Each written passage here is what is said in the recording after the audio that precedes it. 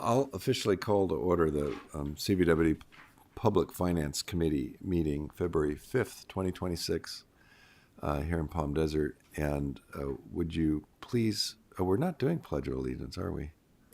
We don't have to. We don't have to. We're faithful. We're faithful. Roll call, please. President Powell Aye. and Director Aguilar. Here. Yep. Yeah, and just this timeline is nice to have, but it's an hour too long. so we're going to cut this down, right, to a 90-minute meeting. And I think what that means is 5-minute presentations and then opportunity for discussion. Yes, because that'll give us enough time to do all the things that we would need to do. Absolutely. Is there anybody from the public wishing to comment at this time, besides the ones that have already done so online? Okay. Mr. President, we would like to add. Comment yesterday on February 4th at 2:28 p.m. Addressing items 4D, 4E, 4F, and 4I. You should have a copy right in front of you as well. Oh, right. Mm-hmm. I don't know why I didn't see that one. And it will be added to the record. Let me just take a quick look.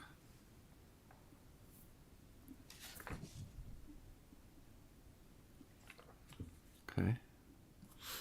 Grok. Thank you, Grok. Oh, I've been doing this too long. Good. Well, sir, no public comment. We'll move on to our discussion items. No action will be taken at this study session. 4A. Go ahead. Thank you and good morning. Before we get started, I did want to mention that we do have our Workday consultants on site. And so our controller, Sammy, and David, our finance manager, and Kim Baker, which is our new procurement supervisor, are here. But they may need to step out at some point during the meeting to attend to Workday training that they have. But I did want to also take a moment to introduce Miss Kim Baker. She's over here to my left. Miss Kim started on Monday. This is her 4th day on the job. She will not be presenting today, but she has had an opportunity to read the procurement policy, which is very impressive in itself.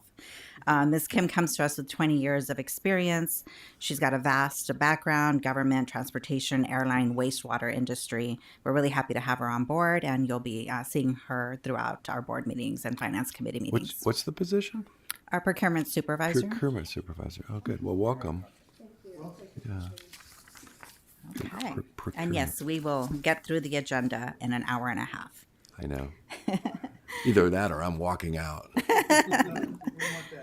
No, we do not want that. No, because I have to leave. Our first agenda item is our investment policy. This is an annual review of our policy. Every year we try to make minor adjustments as needed based on requirements. This particular year we do have a new a Senate Bill 595 that was introduced and is effective January 1st, 2026. And those are the majority of the updates throughout the policy. So just FYI, I was not unable to open the attachments on this on that particular item. Most all the other ones opened, but those did not. So Okay. I haven't seen it on On A. the first one, on A, the investment policy, we did provide a red line and I think just the red line version to the finance committee. Yeah, I tried both methods of Okay. opening it. And this item is also going to the board on Tuesday. So hopefully that agenda opens, or that item opens Yeah. under that agenda. We are looking to recertify the policy. We certified it 2 years ago. If you recall, we got a really high score. We had very minor edits the last go around, but we are looking to recertify it once more this fiscal Okay, year. yeah, I'm sure it's not a big deal, but Okay. I didn't read it because I couldn't open it. Okay. Sorry about that. No worries. The other one's all opened except for the presentation on CalPERS I have it printed if you'd like to just take a quick look at it. of the investment policy. Yeah. No action, No, no action. just And, for info. I mean, it's We'll not- get it not fixed a so you lot can also there. review it online. yeah. Director Aguilar, did you have any questions in reviewing the policy? I have one question. Go Yes, ahead. sir. On the list of changes, On the staff report, it says 2026 updates to the policy. Included then is a whole list of items. The one item which says effective January 1st, Senate bill, blah, blah, blah, extends the allowance of zero and negative interest accruals on Treasury securities through 2031. What is that? It's part of the Senate bill language that allows, and maybe Chandler can help with this one too. Just a zero and negative increase. I'm not interested. Why would we? Why would the Senate Why bill would we include do that that? language? I don't know why the Senate bill would include that language, but that is the language directly from the Senate bill. Okay, So were you able to open yours, John? I was. Wonder if you were using a different browser or something. I don't know. Usually I'm the one that's having problems, John. So Is do it we want to okay? have Chandler comment Carlos on that? Alitas from Chandler Asset Management. If you'd like me to answer that question, I can. Yes, Carlos, thank you. Appreciate it. Absolutely. So for the committee members, several years ago, the authors of this bill feared that the United States would pursue a zero interest rate policy, much like other nations were doing at the time, to answer stalled global economic growth. If you remember, there was a period when in Denmark and Germany you could get negative amortizing mortgages. So basically, they forgive principal. It was, or not amortizing, but negative yield mortgages. They were trying to stimulate the economy through lower rates, and they feared that the United States Federal Reserve would do the same. And there was a provision. If they did that, there is a provision in the law that prohibits local governments from purchasing securities that may result in a zero interest accrual. And if the United States did that policy, it would leave even your money at the bank basically losing money, not just to inflation, but to the cost. So they made a provision to address that part of California government code for a season to allow that to happen if the United States ever pursued a zero interest rate policy. And that way you wouldn't be in violation of the law because of a technicality. They limit that only with governmental securities, so that could only happen if you were buying treasuries. It was just a provision of if ever the Federal Reserve decided to provide zero interest rate policy to provide an inordinate amount of stimulus to the United States economy. Okay, so we're not doing that. So thank you. Thank you, Carlos.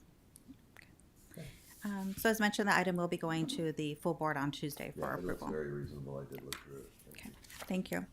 Our next item is our investment report for quarter ending December 31st, 2025. And Elaine, I believe, is online, and she'll be providing a brief economic overview and an overview of the portfolio itself. And it was both items on, Okay. on that one. Hello, Carla. This is Jenny Linkowitz. I'm Jenny. Portfolio Manager. Hi. So thank you for having Chandler to present the December 31st investment report. Would you like me to, am I able to share the slides, or do you all have them there? We have them. I'm sharing them, and I can drive for you, Ms. Jenny. Okay, perfect. Thank you. I just wanted to give a real brief overview before we get to the portfolio. It had an excellent quarter, and 2025 was a very good year for the district's investments. So it was. But just some major themes that we're seeing out there on the economic update slide is we've seen interest rates move lower in 2025 on the short-term end of the curve. So the Fed cut rates 3 times by 75 basis points to a target range of 3.5 to 3.75%. And the Fed has decided to hold rates steady at this point as of the January meeting. So we're sitting, at lower yields than we had before. So what that means for the district is that, when yields go down, then the value of the bonds in the portfolio go up. So that's been positive for the assets under management for the district. The other thing that's happened recently related to the Fed is Kevin Warsh was nominated to be the next Fed chair. So that's been viewed as a very positive development. He has experience with the Fed, and he's not viewed to be extreme in either direction. We've also, the other thing that happened too is we had the government shutdown in the fall that lasted 43 days, and then we recently had a partial government shutdown that just ended. And so that's resulted in some lags in the data and in some cases, some gaps where they weren't able to collect sufficient data to produce reports. So those are some of the factors going on in the background. Some of the tariff policies started to moderate overall. The U.S. economic growth has been quite strong, but one of the major themes, Carla, if you could go to the employment slide, is it's actually back up a little bit. think it's slide number 3 in the deck. 3, yeah. 4. Yeah, 5. one more. Thank you. And so when we're looking at the labor market, we saw non-farm payrolls were 50,000 for the month of December. So over the 3-month average, it's been negative 67,000 on the average due to a very negative jobs report from the month of October, when we saw a lot of those federal employees who accepted deferred resignation offers rolled off. So the unemployment rate has been holding pretty stable. It was at 4.4% for December. And so we've seen the number of jobs has, a lot of people are, have been retiring. So the unemployment rate hasn't spiked or anything like that. We did see the underemployment rate tick up to 8.4%. There's a lot of people, I think AI has probably something to do with that. A lot of hiring has started to slow. So people who are, new entrants to the job market in particular are having a more difficult time finding a job. But for Riverside County, you're seeing about 5.4% unemployment as of November. And we're going to get another update to the jobs report tomorrow. So it's the U.S. is expected to add about 70,000 jobs for the month of January. And we did see average hourly earnings tick up in December as well to 3.8%. So if I could skip ahead to inflation, please, on slide number 6. There we go. Thank you. We had the CPI. It's been moderating. So for the month of December, we saw inflation at 2.7%. Used cars were down. Food was up. We're starting to see tariff impacts, lessen. For Riverside County, it was 4.5% year over year for November. A big part of that is gasoline. Energy was a big factor. And then the PCE, which is what the Fed watches the most closely in determining policy, their target is 2%. This is sitting at 2.8%. So the reason why they're inclined to hold rates slightly higher for the time being is because they're trying to get inflation down a little bit lower from the 2.8% to a slightly lower level there. So I'm going to skip it. So we'll go to the consumer next. I just want to touch on this real briefly because the consumer has been pretty resilient throughout this. Retail sales was up for November 3.3% year over year. We've been watching the holiday season very closely because that's going to give us, the consumer is such a big part of the GDP number, and how people behave during the holidays is going to have a big impact on economic growth. But the consumers have been spending quite robustly, but interestingly enough, the consumer confidence number plummeted in the month of January. So although people are still spending money, they're very pessimistic about the outlook for the labor market in particular. So consumer confidence went down to 84.5 for January. And so then I'll skip ahead and go to, just in the interest of time, I'm going to skip ahead to GDP, Carla, to slide 11. And this just shows how the economy has grown. We had the third quarter GDP revised upward to 4.4% from when this was printed. You can see the consumer on the top line and exports were the main contributors to that. So we're expecting pretty robust growth for this year. We had 2.8% growth in 2024, and we're expecting that 2025 is going to be another good year for growth. And so then the next slide shows the Federal Reserve balance sheet. I think what's noteworthy here is we've seen the balance sheet start to increase again. We saw that $9 trillion peak during COVID years, and then it declined down to about $6.5 trillion. But now we're seeing it tick up again to about $6.6 trillion, and that's because in December the Federal Reserve announced that it would start buying $40 billion a month in U.S. Treasury bill purchases for the time being to help support liquidity markets. So that's caused that to increase. And the federal funds rate on the right, you can see, has been in decline as the Fed started cutting rates. And we're expecting a terminal rate of between 3 and 3.25%. So that implies that we'll probably see another cut sometime in the next 6 months or so, and then another one down the road as well. And then finally, we'll go to bond yields. So those have been declining. You can see. So as of this morning, we had bonds headed lower again. So the 2-year was sitting around 3.5%, and the 5-year was sitting at about 3.76%, and the 10-year at about 4.22%. So we have seen a steepening of the yield curve. So we had a record long inversion between the 2 and the 10-year Treasury, which implies a recession, but that's mostly uninverted at this point. There's still a little bit of an inversion with that green line where you see going out to a year. You can still see some inversion there, but there is a steepening that has happened. So you're getting paid more for longer term investments in the portfolio. So with that, I'll go to the portfolio section in the interest of time and if you have questions, please stop me, but otherwise I'll take So- them at the end. So yeah, just I do have a question. Sure. And I hope this is in here. Maybe it's not. I see all Okay. these numbers as percentages, but what are we earning, like in a dollar term, in a year? Sure. Yeah, we can get you that number. I of couldn't what find it. what the earnings have been over a course of a year. Yeah. Okay. Yeah. There's a report. Yeah, there's a report that we've provided in the past. It's not in this report, but we should be able to get that information for you pretty quickly. For, that's- for 2025. But that's not earnings. So It's not. okay. It's not in. Last year's number was about 20.5 million. there. Okay. Yeah. I mean, just kind of looking for a number like that. Thank you, Dave. Sure. It's Okay. just to get the sort of order of magnitude of what we're looking at. 20 to 25 million is probably Yes. In- Last year's actuals were 20.5 million 20.5. in interest earnings. Okay. Good. Thank you. You're welcome. And does that include? So when you sell a bond, that wouldn't include that number, because you can make a gain gain. on the sale of a bond. It would include that number. That yes. would include that number. Okay. Any transactions, yes. Okay.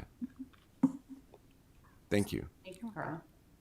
Great. So when we're managing the portfolio, we're managing for the Chandler managed portion of the investment program, we're managing to the ICE Bank of America 1 to 3 year U.S. Treasury. We're managing to the ICE Bank of America 1 to 3 year corporate A or higher and government index. And so the compliance report shows that the district is in compliance as of the end of December. And then this slide is perfect, Carla. So looking at the portfolio characteristics, this shows how the portfolio has grown over the previous quarter. So we've taken a stance of being slightly long duration versus the benchmark. So we're about 104% of the benchmark as of the end of December. The purchase yield has been very attractive at 4.31%. We were able to lock in some higher yields on some longer term bond investments in the previous high rate environment. And you can see the market yield, which is the current rates in the market, have actually gone down. So that means that the value of your securities has increased. The average quality of the portfolio is still high AA, which is consistent with what the U.S. government is rated. And the market value increased over the quarter by 6.3 million. This includes your interest income and also your unrealized gains, unrealized and realized gains as well. So it went up by about 6.3 million to 568 million as of the end of December. And the next slide shows the investment sector distribution. So we've got a very high quality, diversified portfolio. About 63% is invested in U.S. Treasuries and agencies, and about a quarter of the portfolio is invested in high quality corporate bonds as well. And the next slide shows the duration distribution compared to the benchmark. So the portfolio is in green and the benchmark is in gray. The benchmark is very restricted to just 1 to 3 duration, whereas your portfolio is much more diversified. And the reason for that is because there could be liquidity needs that come up from capital projects. But we also want to lock in some longer term yields. We saw interest rates soar above 5%. So at the time we wanted to do some longer term investments. So you can see, even though it's a 1 to 3 index, we have some investments that go out even past, out to as long as, out past 5 years as well. So we've got about 30% of the portfolio has a duration of 1 year or less, and about 14% has a duration of 3 years or more. This slide shows the duration allocation by sector. So you can see it's very well diversified across different sectors and different maturities. And we tend to have more high quality securities out the curve, like U.S. Treasuries. That's the purple brownish color out the curve there.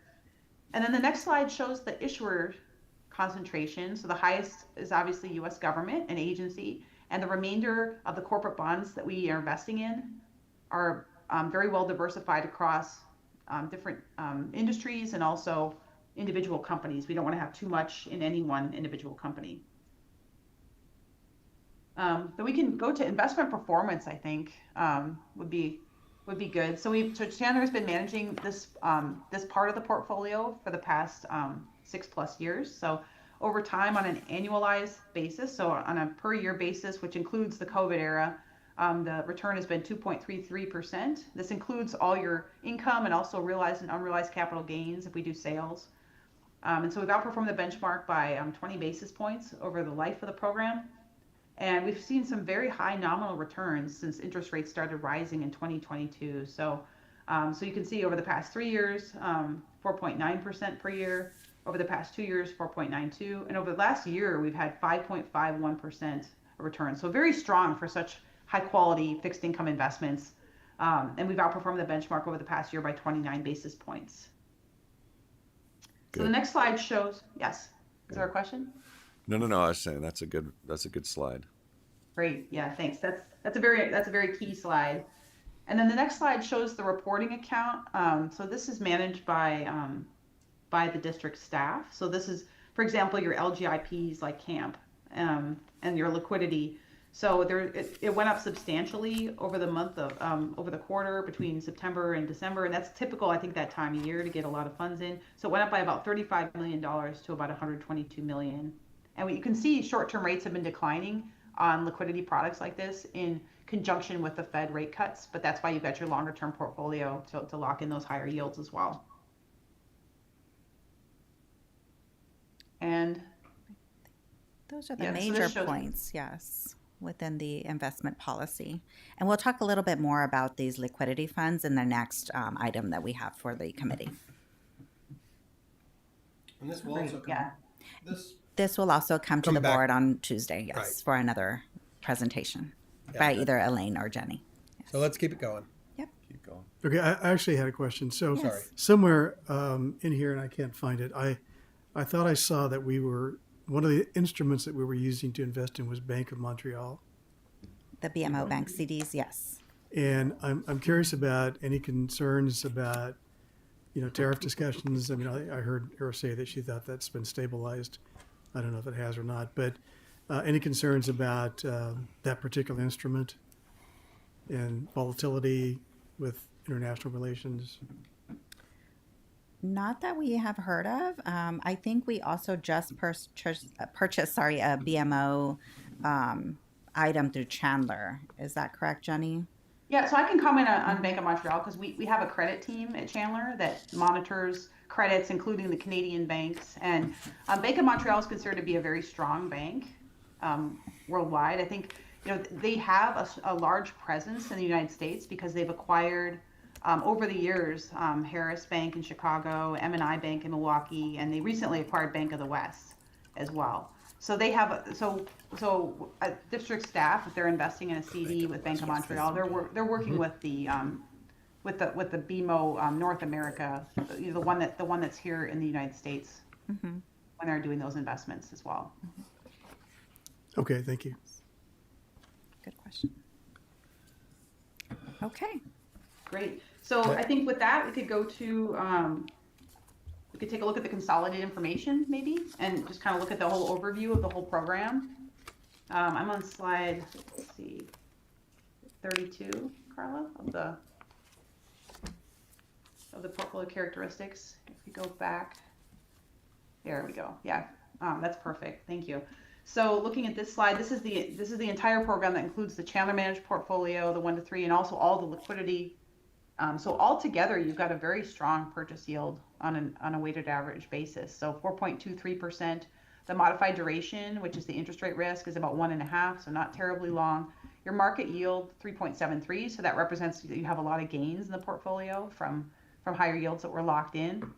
You're still getting a very attractive rate on your LGIP investments as well. I mean, short-term rates are still relatively high. So the total value of the portfolio went up substantially over the quarter, partly from the funds that came in, but also from capital gains and income. So it went from 651 million to 692 million plus as of the end of December. And the composition on a global basis, I think this is good on the next slide. Sorry, I'm sorry. The question was, we don't have benchmarks for these? Not for the consolidated portfolio, but you do for the Chandler managed portfolio. The consolidated portfolio includes all the liquidity funds that are like in CAMP or our bank account or LAIF. Some of the funds we'll be talking about Okay, so as a during the matter of next practice, item. we don't. It's a combined. Okay, Right. thanks. Yeah, because it's combined, it's more difficult to put a benchmark on there. But it moves. The thing about the liquidity portion of the portfolio is that it moves around a lot because it goes up and down, so that makes it more difficult to incorporate that. Then looking at the next slide, please, Carla. This just shows the overall composition of the sectors. So we had about a little bit over half of the portfolio is invested in U.S. Treasuries and agencies, so very secure. And then we've got about 18% invested in liquidity. So that's your LGIPs that staff is investing in, and about 20% in high quality corporates, and about 7% in AAA rated ABS. So we're taking advantage of all the different types of things that you're eligible to buy per California code, but we're focusing on very high up in quality type investments in this environment. And we're also looking obviously for the best value wherever we can find that. And that concludes the presentation. We just have holdings and transactions for the remainder of the presentation. So if you have any other questions for me, and Carlos is on the line as well, we'd be happy to take those. No. Just getting back to my earlier question, I'm used to seeing earnings listed in the performance reports, and I think we've Okay. asked for that in the past, and it wouldn't be a bad idea to see earnings on each of the funds too. I know the main Chandler one is the most important, but How we actually allocate it I through mean, I'm the kind of enterprise curious funds. about what Sure. are we earning on LAIF and all the other ones too. Okay. Yeah. We can add an additional attachment Yeah. and I leave mean, this that's report usually without like an attachment. page one for Yeah. portfolio review at the end of the year. Mm-hmm. At least what I'm used to. Yep. Okay, thank you. We'll work with Chandler on that. Okay. Thank you so Thank you, much. Jenny. Thanks, Carla. Okay, we'll keep Chandler actively engaged for one more item here. Item number C is the CalFit Stable Value Pool. We are seeking consideration of a new liquidity investment option. The district currently has three, and this would be the fourth one. This is very similar to LAIF and CAMP already. It does provide an online platform. It is managed through Chandler, and it would just provide that additional liquidity for the district. The second slide just lets you know how much liquidity we currently have. We wouldn't be necessarily withdrawing from the overall investment portfolio that's managed within Chandler, but rather moving around some of this money. The one that we don't currently actively use would be the TPIF Riverside County liquidity portfolio, and that's because they don't have an online platform. It's really hard to withdraw and invest money within that platform, and we may want to even consider removing it as an option. It's just really hard to manage, and their reporting is always perpetually late for our reconciliations. But we do have Carlos on the line, and I can go back to the previous slide, and maybe he can mention a little bit more about this new investment option. I'm happy to. Thank you so much, Carla. Committee members, my name is Carlos Oblitas. I'm a senior portfolio and investment pool strategist at Chandler Asset Management. I'm on the investment team alongside of Jenny. CalFit is a joint powers authority that was formed by local government investment and finance professionals, people just like you, who are involved in the day-to-day management of their agency's funds. And their purpose for forming this was because there are very few choices in the state of California to invest your most liquid funds safely. To give you an idea, the state of Florida has maybe a third or less of the money of public agency money available that California has. They have maybe less than a third, but they have something like 6 or 7 pools to choose from. So there are a lot of options for local governments when investing their shortest funds. And I'm talking about funds that are much shorter than what the portfolio that Jenny just showed you and walked you through. This would be the day-to-day liquidity that staff utilizes to make payments for AP runs, for salary runs, for debt service, but maybe holding back for maybe a payment for pension, anything that's day-to-day that's needed very, very liquid. The Joint Powers Authority was formed in July. It's relatively new. There are 4 board members currently. It will likely be expanding. The 4 board members represent Alameda, Lake, and San Diego counties, and also San Diego County Water Authority. Um, Currently, the pool has been growing. There's been a lot of interest from local governments. We're currently at 400, nearly 400 million. And I received word as I was sitting here waiting for my turn to speak that there'll be another $50 million investment coming in tomorrow. The yield is competitive. It is comparable to other local government investment pools. And I can update you on the yields you're looking at today. Camp's yield is down to 385. Leif's is still holding their own at 389. The Riverside County pool is down at 383, and we're down at 379, 380. So it's yields have been falling in the market. So all the yields for short-term investments have been coming down. But as Jenny stated earlier, they're very competitive. The intent is for staff to have another tool in their toolbox to utilize when investing their funds. To give you an example, I just pulled up, because staff, we manage your portfolio, your main portfolio, and staff also has us report on your most liquid funds. Even though we don't manage those, we do have those flow through our statements. You currently have over $100 million in one of these pools in camp. And these are very well-run pools. They do a very good job, and they've done a very good job for you. But a lot of investors would look at that amount and say, it's a good idea to diversify your managers and to diversify your pools. And this is a tool that the staff will be able to utilize to achieve exactly that, to be able to not hold all their eggs in one basket, to do it at a competitive rate, and to do it in a pool that's very transparently run. The pool is AAA rated. That's the highest rating that Standard & Poor's gives out. The availability is same day up to the noon hour. So if staff needed to pull money out, they have up to noon to let us know and have that money available by the end of the day. And if not, if they miss the noon deadline, it would be available the next day. It follows the GASB 79 structure. That's just a governmental accounting standards board framework for providing a modicum of liquidity to investors. So we're coming to you today to tell you about it. This is a tool that staff would like to take advantage of, and I came to give you an overview and then be on standby to answer any questions you may have. So I'll stop now, and if you have any questions, I'm happy to answer them. Yeah. So I'm assuming that Chandler proposed this. What is the fee structure, and how do you benefit? How does Chandler benefit from? Let's say we moved $50 million out of camp into CalFit. Absolutely.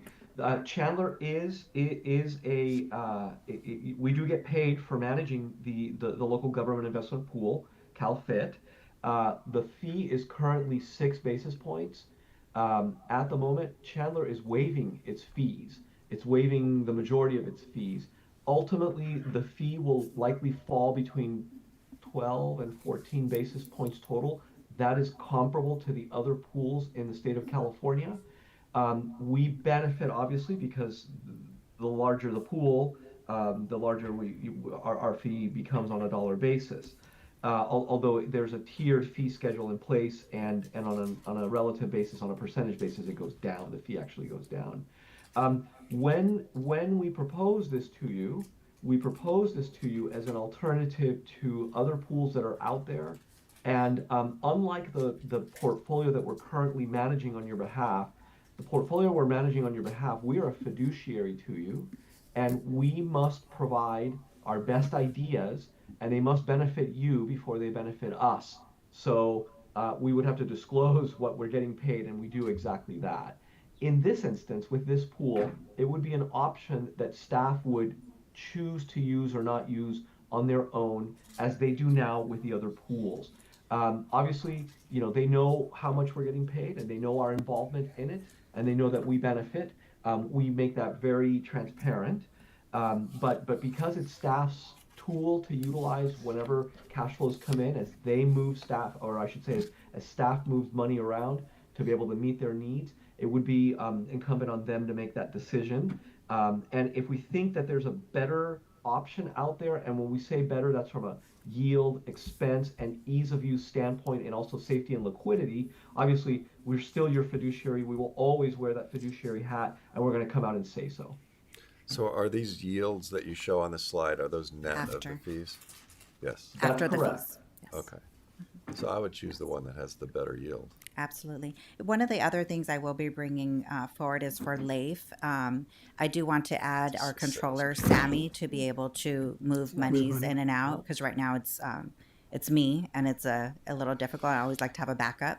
And we do have Jim as another backup, but don't want to go to Jim to have to move, $1 million every week in and out of the portfolio. So we are looking to have some additional flexibility. So that was a really good question John asked, and I'm curious about.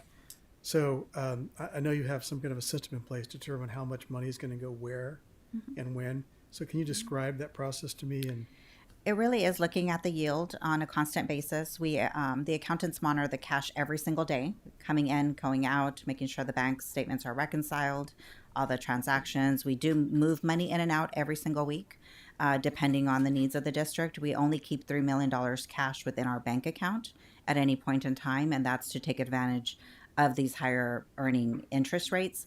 But the reason we keep money in the bank is both to cover an unforeseen capital improvement or something that maybe needs to go out the door, but also to cover our banking fees. so why is there so much more money in camp than in And LAIF? camp.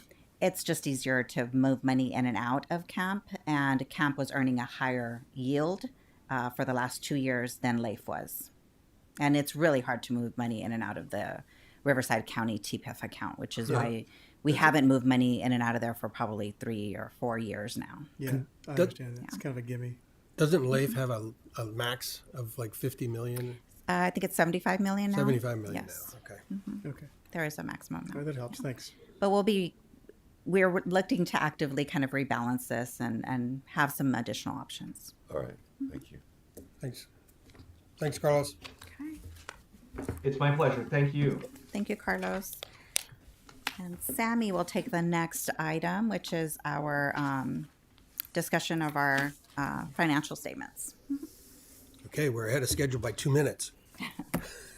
Which schedule are you following? That's not the schedule. It isn't? No, we're going to finish an hour Yeah, earlier. of course, I know. But just keep it track.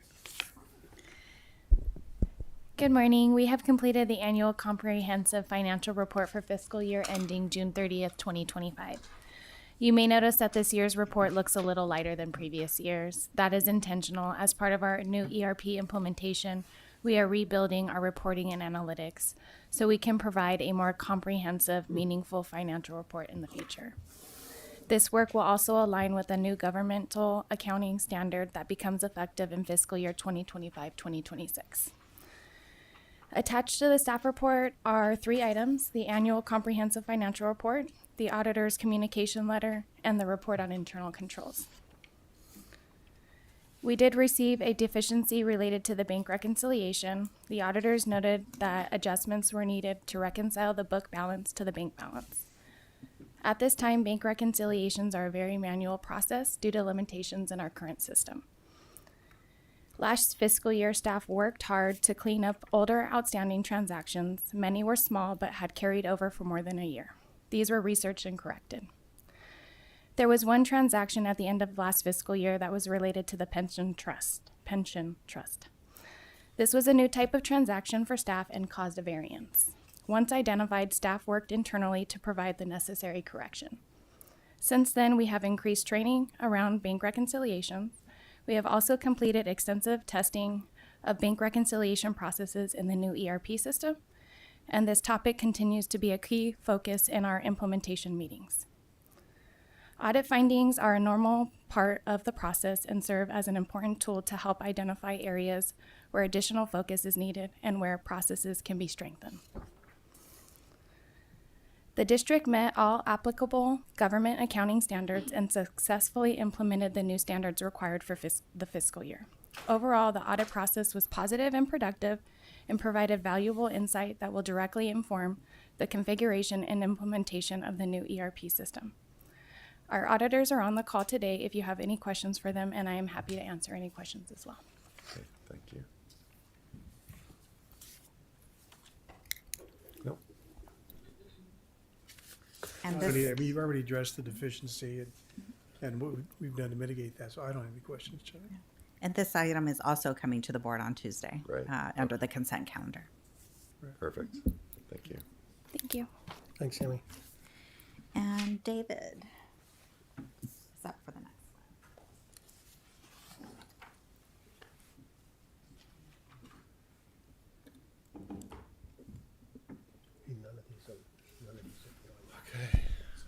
Hopefully we can make this one pretty quick.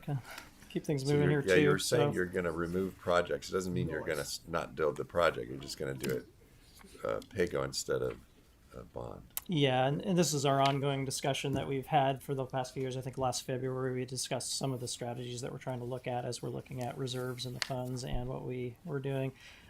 We've had this list of projects for, I believe it was 2023, we adopted a resolution for reimbursement for some of the project lists that we have on screen here.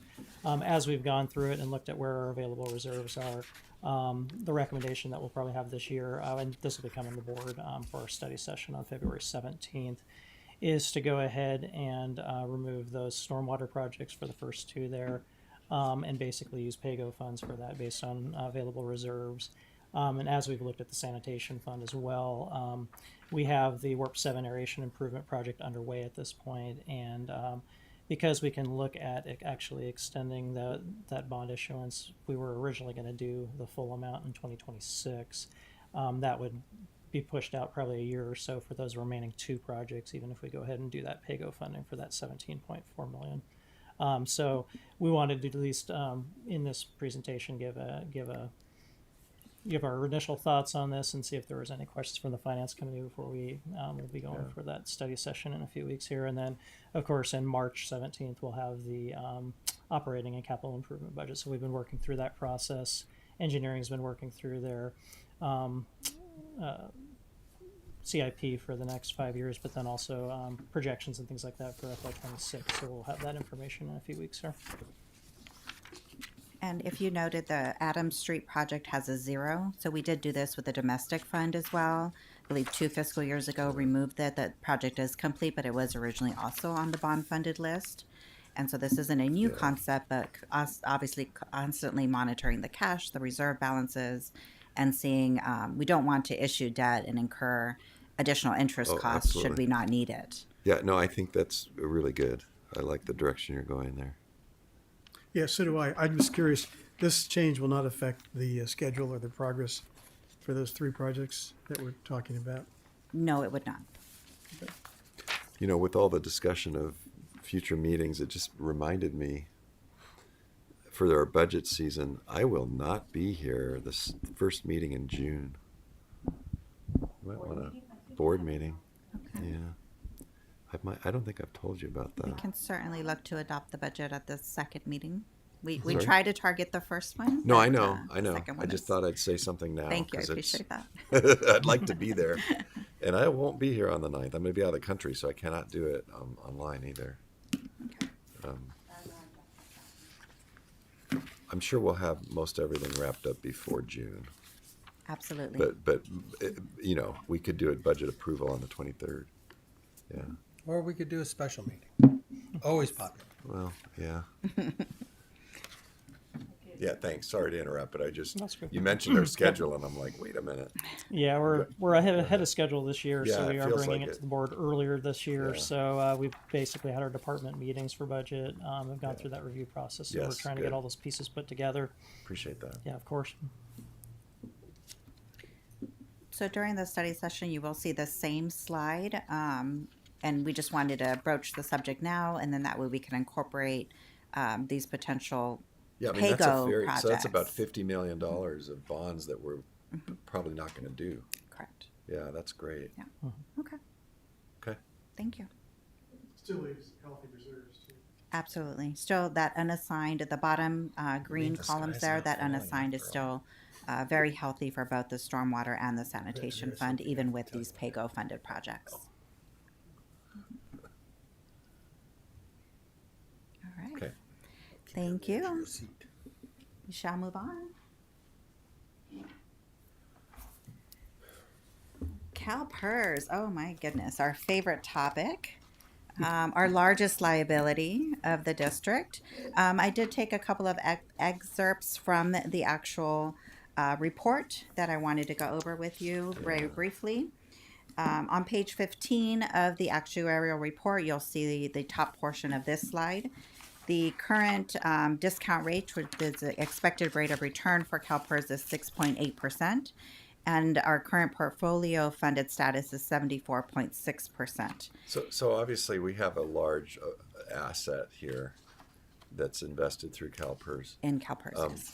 I don't recall, I know they've probably changed their investment policy just like everybody else. I mean, do they hold any crypto or any precious metals or anything like that? I do not believe so. However, they just did their asset liability management cycle this November, and they did change their investment strategy overall. So they used to have what they would call, and I'll read directly, sorry, from their notification, it says that they adopted a new investment governance model to a total portfolio approach. So starting in July of 2026, so not yet, they're rebalancing their portfolio now, but their total portfolio approach will replace the strategic asset allocation. They used to look at each asset allocation individually, and now they will look at it strategically, which makes sense, right? Just like we do, we look at it strategically over the time frame. So they're changing their entire governance model, but to a more comprehensive portfolio investment strategy. And they're saying that this decision, these decisions are designed to boost the pension fund's earnings, improve the overall funded status, and lower the employer long-term contribution rates, which we'll be going over our future contribution rates today. Yeah, okay. But they tend to be somewhat conservative as well in their investments. But they do have some, you'll see, the different, more diversified portfolio investment options than we do. Right. On the bottom, that's directly from page 24 of the actuary report as well. And you'll see here, I wanted to point out that the funded ratio has gone up and down throughout the last 10 years. The lowest it's been is 62.3% in 2026, and the highest is 80% in 2021. And so this is just a reflection of both our payroll changing, and then also the portfolio interest earnings changing throughout the course of the CalPERS investment strategy, as mentioned.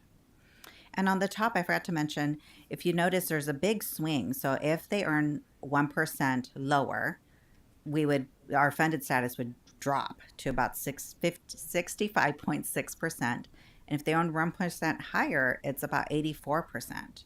So it really does fluctuate year over year, and it highlights that funded ratio changing year over year as well. Yeah. This particular page is coming directly from pages 4, 13, and 17. I did put it in a more comprehensive and historical format for the board here. Their future estimates are coming directly from the actuarial report. Every biweekly payroll, we do have biweekly payroll contributions, and then we also have this unfunded accrued liability. We normally pay it once a year because we want to take advantage of those savings on the second to the right column there. And we did do that lump sum payment. We only have the opportunity to do that in July of each year. And so we'll be looking to potentially make that lump sum payment again. We do have, the savings is about 3.6%. So we do work with Chandler to identify if it's better to keep that money in our portfolio or to send the lump sum payment at that point in time. So we usually bring that to the board in June for approval. But you see here, even with a change in, the change in investment strategy wouldn't affect the actuarial report until next year, until 2027. So every August we get an actuarial report, and those assumptions wouldn't roll in until August 2027. But the current payment amount is about 14 to 15 million per year, up to 16. So you see that kind of creeping up over the next few years. Is there any guidance for an agency such as ours of what percentage is a good percentage? I mean, 80 seems great, but Yes. 70 doesn't sound too horrible. Mm-hmm. 70, 75. I mean, I think 80 is a good target. I don't think we may never get to 100 if we have a lot of great years of investment returns. You could see an 85. Anything higher would be really difficult, but that's why we also established the pension trust. And the district has contributed additional discretionary payments to buy down over the years, but we sent them directly to CalPERS. And so last year, the district did incorporate the new pension trust and sent those to PARS, the $5 million. We do have another $5 million budgeted this year to offset that pension liability. So what will happen is, as these funds continue to accumulate, they do not get reported directly with CalPERS. CalPERS won't incorporate these, but they will be incorporated in our financial statements as an offset to that I see. liability. So if our unfunded liability is 140 million, Right. you could subtract that 10 million off Exactly. of it. Okay. Yes. Gotcha. And so our recommendation this year is to go ahead and send that additional $5 million to continue to fund that unfunded liability as an offset outside of CalPERS, where we have perhaps some more control over the investment strategy, and our OPEB and pension investment policies are included in today's agenda item as well. So do the auditors ever say anything if it should drop below 75%, or is that something they don't really pay attention to? They always report on it, and they always pay attention to it. They certainly give us, even from a credit agency perspective, having an additional outside pension trust does strengthen the credit rating of the district. However, the auditors don't comment on CalPERS investment performance. Okay, thanks. Yeah, good question. And this is a historical overview of that investment return for CalPERS. You'll see here we have a couple of high years, the highest years being 21, 20.7%. And then we also have some very low years at a negative 23.6 and a negative 6. And when if you recall, we had somebody from CalPERS, our actuarial, join us. When we hit that negative 6.1, the expected return was 6.8. And so we really missed out on 12.9% that year. And so that's when that unfunded liability spikes up again. And so those negative returns really do hurt the funded status of the portfolio, or the liability, sorry. And then you'll see here at the bottom too, you'll note that the discount rate changed. And I'm sorry, this is on page 9 of the actuarial report. That discount rate has slowly changed. It used to be 7.75%, and CalPERS has reduced that over the years down to that 6.8. We did get lucky that did not reduce it again during the asset liability management cycle in November. They could have, and they kept it stable and rather rebalanced the portfolio strategy. Yeah, well, the state doesn't want them to reduce it either because it's No, a reduction would mean higher contributions for everyone. Yeah. Yes. No. Sacramento doesn't want that. Yes. And this one's an interesting one. This is on page 30 of the actuarial report. If the district was, sometimes we get asked, well, why don't you just get out of CalPERS? Why do we want to continue to be in this investment strategy?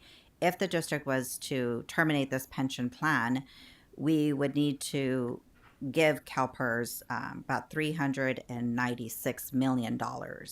And that investment discount rate lowers quite a bit. And I even think 3.61 in today's market is quite high.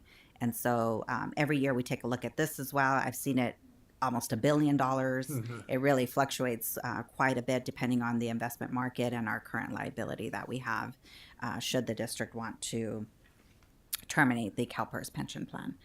So realistically, probably not an option. So we continue to monitor it very closely and provide you other options to buy down that liability.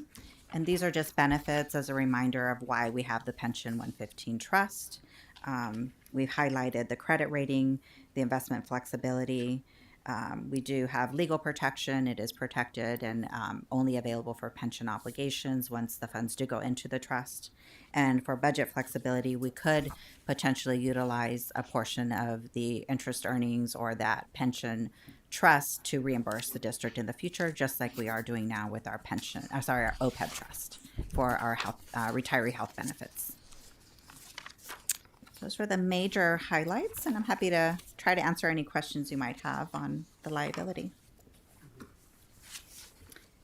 And we are looking to take this to the board maybe on the 24th of February to ask for the ability to send the $5 million contribution to the pension trust. Yeah, good. And I can provide an overview of the liability as well during that meeting. Right. Okay. Great. All right. Development impact fee report. David, do you want to do this one?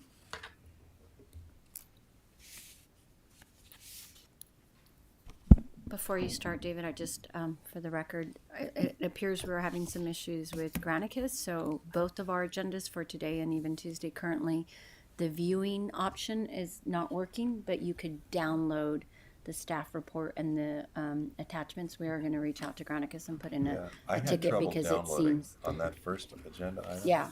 So it's I all, tried- it's the entire agenda for today and even Okay. currently the one for No, Tuesday. I know, but I couldn't view or download. Oh, you could, okay. I was able to and download. I was able to, and I was trying to view and download on everything just to make sure. And Okay. that first agenda item, I couldn't. Yeah, do so either. I know it Jim appears- said he could download, but I couldn't. Yeah, it appears to be the system, so we are going to put in a tech support for that. So hopefully that's resolved too, Okay. just so everybody's aware we moved to. Thank you. You could just print the whole thing and deliver it to our house. Gosh. I don't think we have 3-ring binders that big anymore. Oh gosh. I know. I remember Tom Levy knocking on my front door. Here's your binder at my house. Oh yeah. No, that only happened once. Double-sided printing or single? I don't know, but it's this thick, you know. All right. I have been assigned that duty in the past too, and I do not wish to do that again. So we will get it working. I know. Save a tree, save a forest. Twice a month. All right, go ahead. Yeah, and hopefully there's another quick one too. So I know this item went to the board at the last meeting. So the AB 1600 developer report is annually submitted. So we submitted that to DVBDA, I believe December 31st this year. And then that went to the board this year as part of a kind of more formal process to make sure that that comes out too. I don't believe we got any comments on it this year, but I believe this item was pulled during that agenda, just to asking about some supplemental information. I wasn't able to print or pull the information right before the meeting either, but what we have submitted for the last couple of years, very small in what I have here, but we have submitted the 5-year cost for those developer projects. We gave it to DVBA as a supplemental attachment the prior year, and that was included with that this year. But in the 5-year CIP, when we do that, we have the funding sources. Some of these projects, it's developer fees and then also other funding sources, but we have been including these charts in that. So those are a few of the follow-up items that we'll make sure are a little more present in the presentation of the board next year on this as well. Just for the future on this, we are working on an RFP for the miscellaneous and developer fees study that we'll be doing over the next fiscal year for those new rates to be effective in 2027 in July. So, and then these fees were last updated in 2020, so we're up on that next window of needing to do those. But besides that, if you have any other questions on this report, we'll just be working on continuing to refine it and make sure that we have the information as easily presentable as possible. Thank you. Thanks, David. Thank you, David. We will move on to the procurement policy. So over the last years, I've been, I think, mentioned a few times that we're working on our policies, making sure they get slightly updated or tweaked, and definitely reviewing them as we're implementing our new ERP system. The procurement policy, we do have some additional regulatory requirements, one of them being Assembly Bill 399, which now requires us to notify labor groups 45 days in advance of a procurement that may impact labor of the district. An example might be landscape services. They'll want to know why and how much the estimated cost would be. And so that is a new procedural item that we will start incorporating into our procurements. And one of Kim's new tasks as she joins the district to implement a framework to do that. So that is one of the requests within the amendments of the policy. We did have reference quite a bit to different titles. We've removed those and updated them to allow for future title changes without having to amend the policy. And we also clarified 2 sections. The wording was maybe just a little ambiguous and not as clear. And we same intent, but reworded those 2 sections. It would be section 9.3 and 12.4.3. And then also the uniform guidance, which is the federal requirements for procurements. Their thresholds changed in 2024. When those uniform guidance got updated, they get updated about every 4 years. And so we are increasing those thresholds to match the new federal guidance thresholds. If we don't increase those, then we are obligated to do the lower thresholds we currently have. And so we want some additional flexibility with our federal procurement since we do have several federally funded projects currently underway. And those are really all of the recommendations. We've redlined it, want to provide it today. Feel free to take a look at it. We are reviewing it internally. All of the executive team is, as mentioned earlier, Kim is as well, just to make sure everybody is aligned with the request, with the red lines.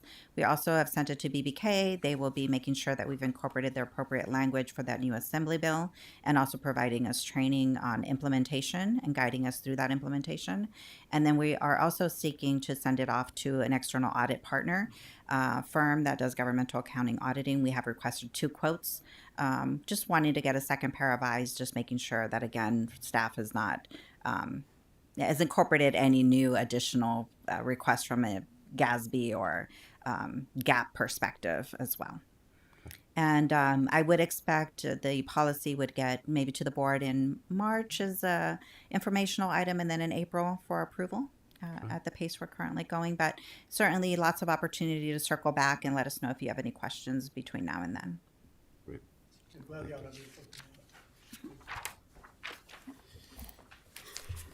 Okay, and then the next item is our OPEB and pension trust policies. We also wanted to bring this in addition to our regular overall investment policies. We are not recommending any changes. These policies were just adopted in May of 2025. Hasn't been a year yet. At that time, the board selected the investment strategy. Not aggressive is the wrong word, but we're a very blended strategic portfolio, and so we're looking to keep those for both of the pension and the OPEB trust. There is some flexibility. You notice in the policy there's a range, maybe 3 to 5%.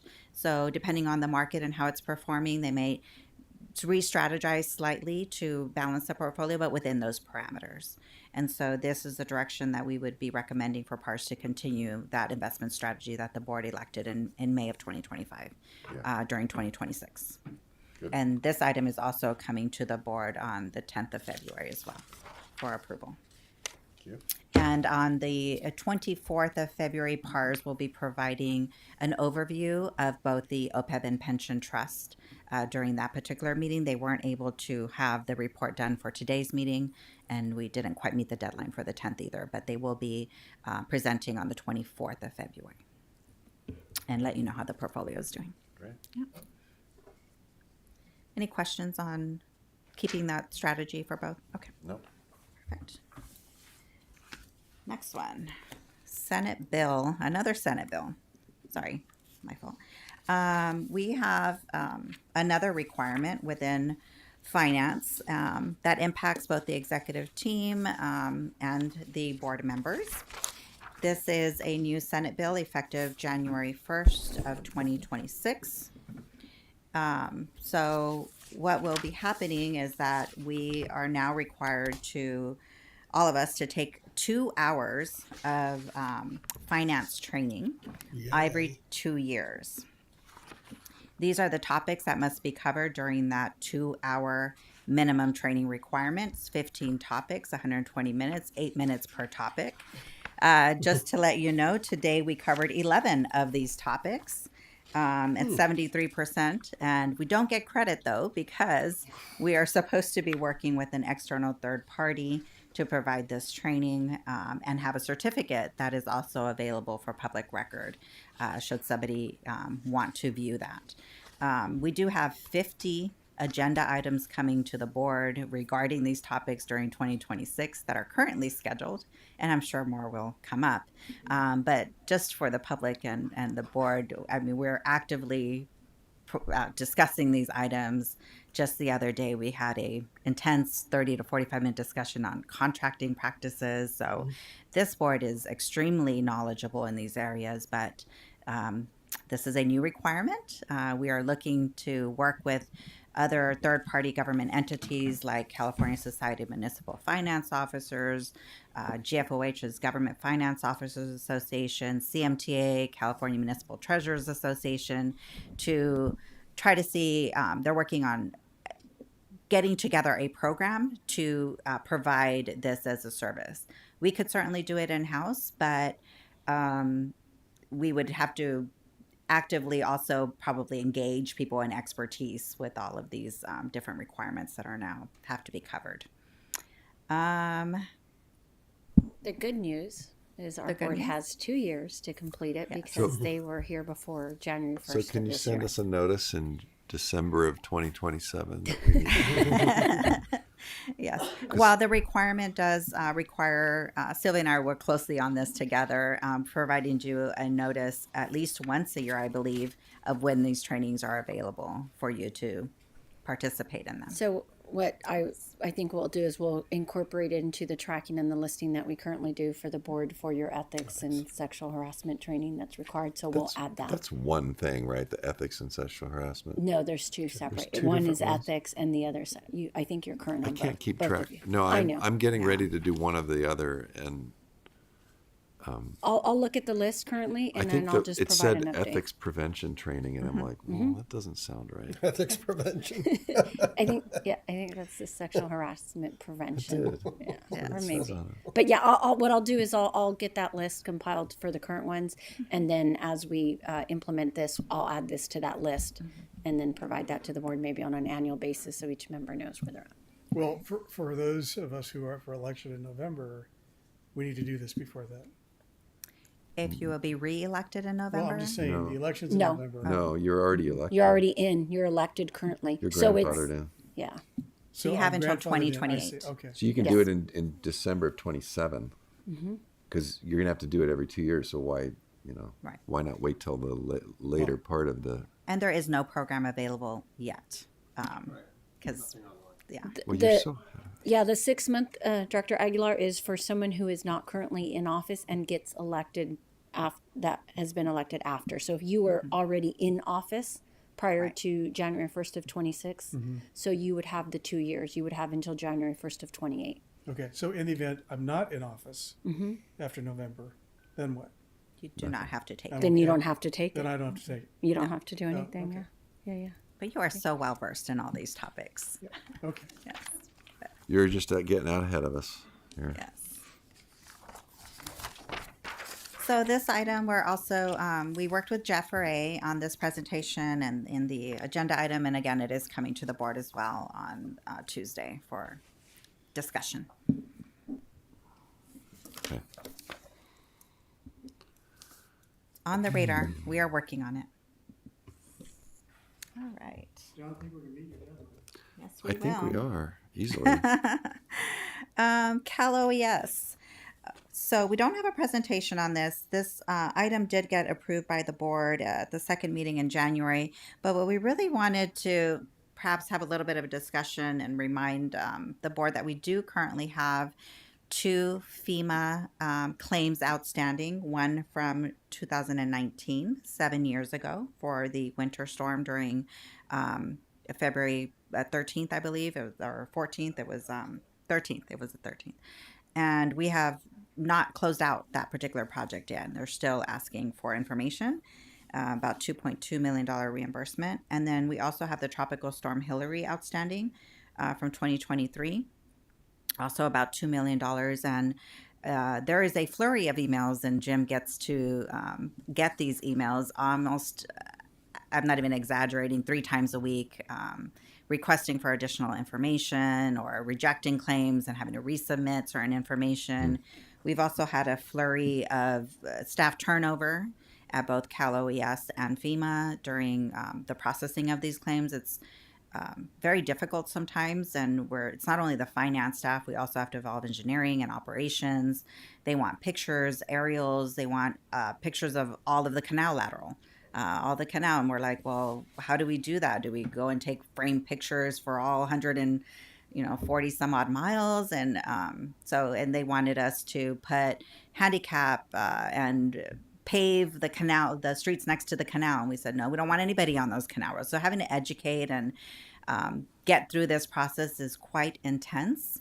And then on the other side, we're also working with our insurance provider to see if maybe they can offset some of the claim liabilities, but then your insurance also increases should that be funded that way.